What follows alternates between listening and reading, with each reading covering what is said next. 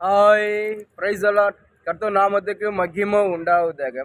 இன்றைய வேத வசனம் காலத்திய 2ஆம் அதிகாரம் 14ஆம் வசனம் இப்படியாக சொல்லப்படுது. இப்படி அவர்கள் சுவிசேஷத்தின் சத்தியத்திற்கேற்பபடி சரியாய் நடவாதை நான் கண்டபோது எல்லோருக்கும் முன்பாக நான் பேதுருவை நோக்கி சொன்னது என்னவென்றால், யூதனாய் இருக்கிற நீ யூதர் முறையாக நடாமல் புறஜாதியர் முறையாக நடந்து கொண்டிருக்க, புறஜாதியர் யூதர் முறையாக நடக்கும்படி நீர் எப்படி கட்டாயம் பண்ணலாம்? அதாவது பேதுரு பார்த்தீங்கன்னாக்கா, அவர் வந்து யூதரு. அவர் வந்து புறஜாதியில போய் சாப்பிட்றாரு. அப்போ சாப்பிடும்போது சில யூதர் அங்கே வராங்க. வரும்போது உடனே பேதுரு அங்கேருந்து அந்த இடத்துல சாப்பிட்றதுலேருந்து ஏஞ்சிட்டு அந்த இடத்துல ஒன்றும் தெரியாத மாரி ஏஞ்சிக்கிறாரு. உடனே வந்து பவுல் ரொம்ப கோவப்பட்டு அவர் சொல்றாரு, சத்தியத்தின்படி நீ கீழ்ப்படியாம ஆண்டோட பிள்ளையா இருந்து நீ ஆண்டோட அன்பை தெரிந்துக்கொண்டு நீ ஆண்டோட அன்பு இல்லாமல் நீ வந்து யூதரா இருந்து புறஜாதி போய் நடக்கிறிய. அது மாதிரி நம்ம நடக்கக்கூடாது. நம்ம ஆண்டோட அன்பு உள்ள தேவனாச்சே சொல்லி பவுல் பேதுரை பார்த்து சொல்றாரு. அது மட்டும் இல்லாமல் அவன் வந்து புறஜாதியை வந்து அவன் பேருக்கு வந்து இப்போ புறஜாதியாக பாவிகளாக இருந்தாராம். ஆனால் யூத முறைமை நடக்கிறான். யூதனா இருந்து புறஜாதியுமே நடக்கிறேன்னு சொல்லி பவுல் வந்து பேதுரை பார்த்து ரொம்ப வந்து ஒரு திட்டுறாரு. ஏன்னா நம்ம தேவன் அப்படியாப்பட்ட அன்பு உள்ள தேவன். அப்படியாப்பட்ட தேவன் நம்ம தெரிந்துக்கணும். எல்லார்ட்டும் நம்ம அன்பாக தான் இருக்கணும். நம்ம வந்து பேருக்கத்துமே நம்ம வந்து பேருக்கத்துமே நம்ம இருக்கக்கூடாது. நம்ம உண்மையான அன்பாக இருக்கணும்னு சொல்லி பவுல் பேதுரை பார்த்து சொல்கிறார். இன்றைக்கி நம்மளோட வாழ்க்கையில் சரி நம்ம ஆராதிக்கிற ஏசப்பா அவர் வந்து அன்பு உள்ள தேவன். நம்ம அப்படி இருக்கும்போது நம்ம அவரோட ஆண்டுடைய பிள்ளையாக நம்ம இருக்கும்போது நம்ம எல்லா இடத்துல வந்து நம்ம அன்பாக தான் இருக்கணும். நம்ம எப்படியாப்பட்ட மேன்மையான இடத்துல இருந்தால் சரி நம்மளுக்கு கீழே இருக்கணும். நம்ம எப்பவும் வந்து அவங்கள ஒரு மாதிரியாக நம்ம அவங்கள தாழ்மையாக பார்க்கக்கூடாது. அப்படி நம்ம அவங்க தாழ்மையாக பார்த்தோனாக்கா அந்த இடத்துல நம்ம ஏசப்பாவோட அன்பே இல்லவே இல்லை. ஏன்னா ஏசப்பா வந்து இந்த வானத்தையும் பூமியை படைத்த தேவன். அவர் நமக்காக தான் அவ்வளோ பெரிய தேவன் நமக்காக இறங்கி வந்தார். ஏன்னா நம்ம மேலே அன்பு செலுத்தும்படி அவர் வந்தது. அப்படியாப்பட்ட அன்புள்ள தேவன் நம்ம தெரிந்து கொள்ளும்போது நம்ம எல்லா இடத்துல அன்பாக தான் இருக்கணும்.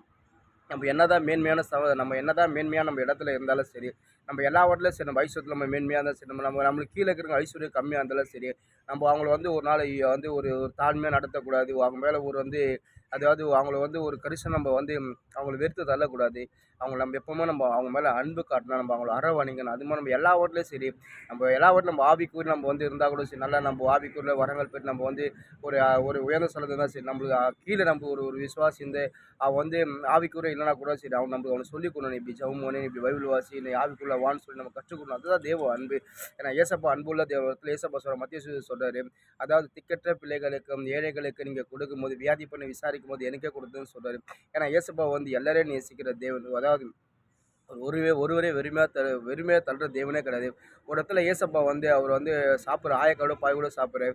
அங்கே வந்து அந்த வந்து இந்த மூப்பர்கள் அந்த பரிசேயர்லாம் வந்து கேட்குறாங்க. இது போல் வந்து அந்த வேதப்பாருங்க அந்த பரிசேயர் வந்து கேட்குறாங்க.